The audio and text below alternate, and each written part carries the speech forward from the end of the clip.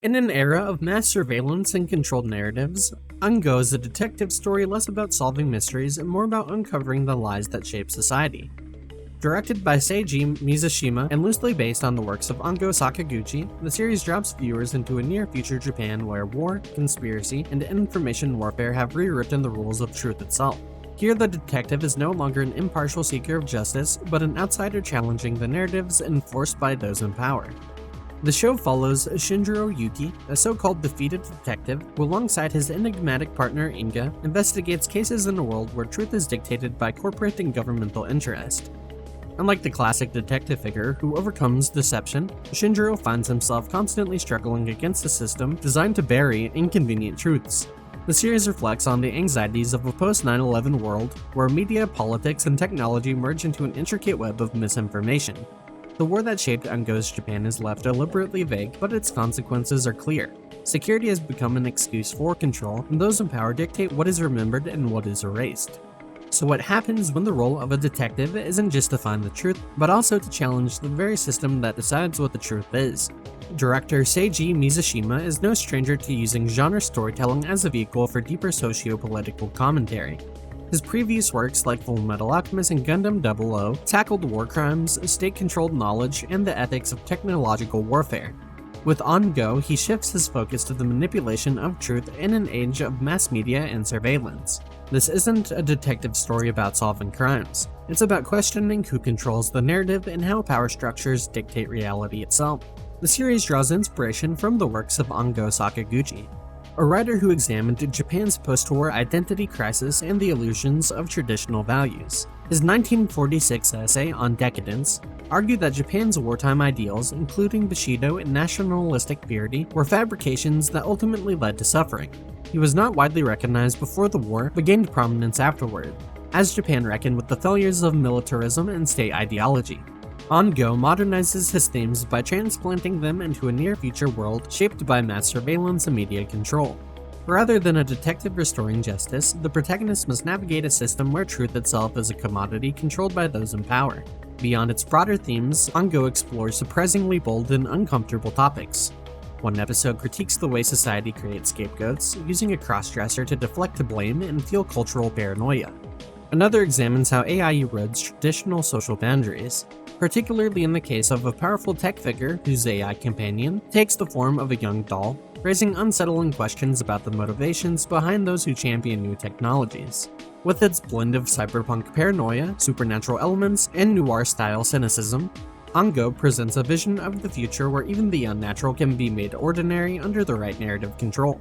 The art and animation of Un-go are very much in line with what you'd expect from a 2011 anime production, with its darker muted color palette reflecting the series' noir atmosphere and heavy thematic undertones. The color choices fit the world of Un-go, where the mood and setting lean heavily into urban decay and the distrust of media and authority. However, one small critique might be that there isn't always enough diversity in the animation style for certain moments, such as Kazumori's cyber trip, which could have been highlighted with a more distinctive visual approach to underscore the surreal nature of those sequences. The character designs by Pako and Yun Koga also stand out. Yun, known for Loveless, is a master of creating visually striking characters with subtle emotional depth. Her influence is clear in how characters like Kazumori, Inga, and the more eccentric supporting characters feel unique. Despite our main character, Shinjiro, having a relatively nondescript appearance for much of the series, the world around him is populated by far more dynamic designs. In particular, the mascot-like characters bring a sense of diversity and flair to the otherwise somber and muted character lineup. Their visual quirks make them stand out, which adds an interesting layer to the show. As for the animation itself, Un-go delivers some strong kinetic moments during combat scenes, giving the action a real sense of urgency.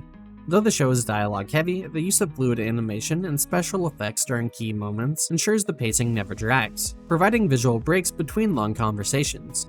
The backgrounds are also noteworthy, showcasing a rich atmospheric environment that reinforces the series' urban, almost dystopian setting. These little details add to the depth and weight of the world that Un-go builds, making each scene feel lived in and authentic.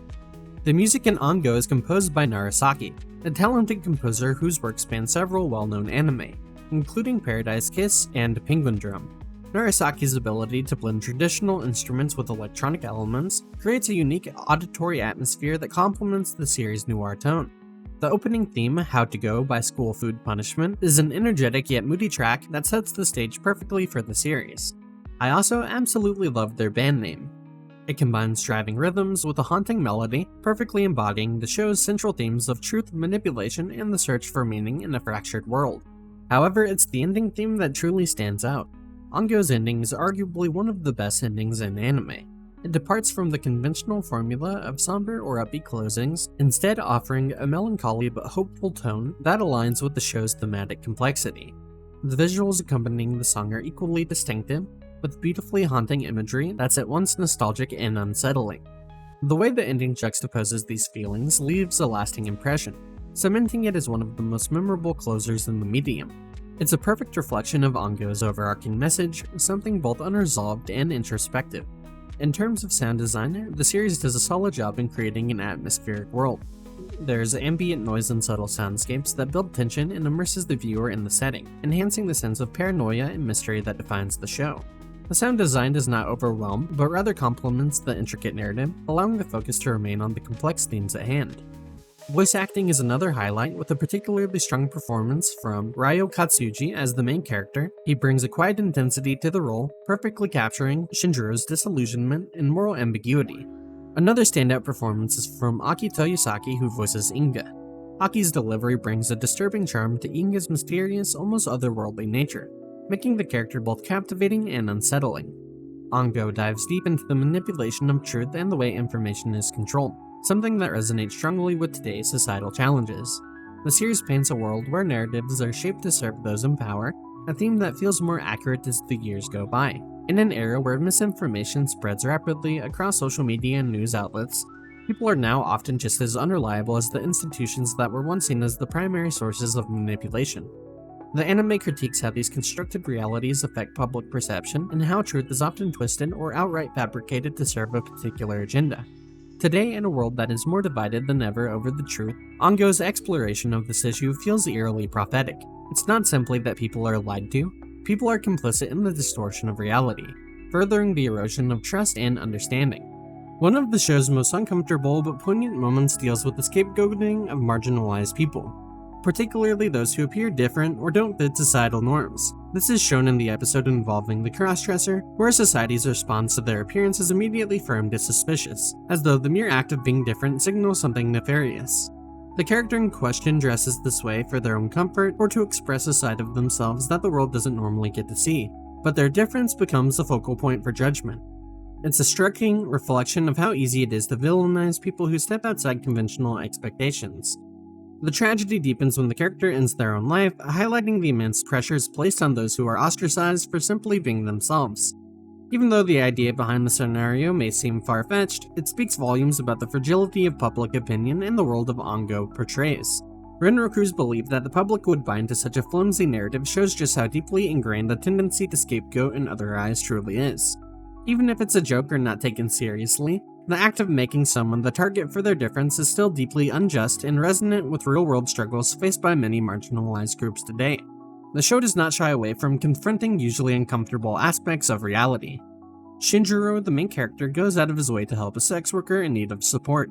It's also implied that where he stays, people are frequently leaning on him to solve their issues that society chooses not to address. This side of the show is important in reflecting on how the most vulnerable are left to fend for themselves, with little help from larger societal structures. Shinjiro's quiet act of support is one of the few moments of genuine empathy in a world that seems more interested in controlling narratives than helping those who are struggling. In this context, the show's overarching themes are more than just solving mysteries. They're about peeling back the layers of societal manipulation and revealing the often uncomfortable truths about how we treat those on the margins.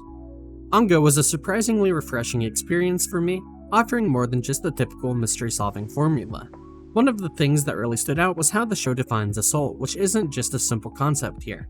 It dives into philosophical territory, offering a unique take that's woven into the narrative. Episode 0, the Inga chapter, is hands down one of my favorites. It sets the stage perfectly for everything that follows. The banter between Sarada and Shinjiro is particularly fun and helps establish their dynamic in a way that's both intriguing and entertaining. I also love the way Ongo blends urban fantasy and supernatural elements into a mystery show. It's a mix I'm always drawn to, and it adds a lot of atmosphere. Overall, it's one of the better shows from its time, standing out more than a lot of its contemporaries. If you're looking for something that wraps deeper themes into an entertaining package, Un-Go is definitely worth checking out. Anyway, I'm curious what you guys have to say. What are your feelings on Un-Go? What aspect of it did you enjoy the most? Are there any things you didn't enjoy? Be sure to let me know in the comments below. Leave a like on the video and subscribe to the channel. Thanks for making it until the end, and I'll see you in the next one.